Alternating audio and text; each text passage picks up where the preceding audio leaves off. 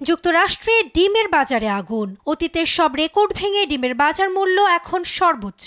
Dozen প্রতি ডিম বিক্রি হচ্ছে $6.23, যা বাংলাদেশি মুদ্রায় প্রায় 760 টাকা। মার্চে পাইকারি ডিমের দাম কিছুটা কমলেও খুচরায় ডিমের দাম বাড়ে দ্বিগুণ। এতে জীবনযাত্রায় ব্যয়ে চাপ পড়েছে মার্কিনীদের।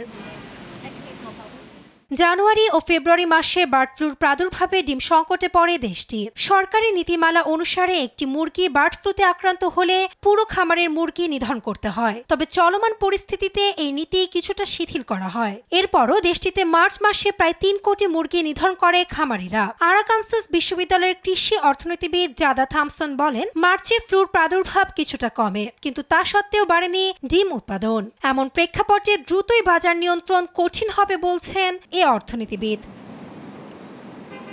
অন্যদিকে মার্কিন প্রেসিডেন্ট ট্রাম্পের দাবি সম্পূর্ণ নিয়ন্ত্রণে রয়েছে ডিমের বাজার। দাম নিয়ন্ত্রণের কৃতিত্ব গ্রহণ সহ এ কাজের জন্য প্রশংসাও করেন দেশটির কৃষিমন্ত্রী ব্রুক রোলিন্সের। ডিমের এমন উচ্চ মূল্যের মধ্যে হোয়াইট হাউসে আসন্ন এগ রোল উৎসব করার সিদ্ধান্তে অটল ট্রাম্প, যে উৎসবে খামারিরা 30,000 ডিম ফ্রিতে সরবরাহ করে।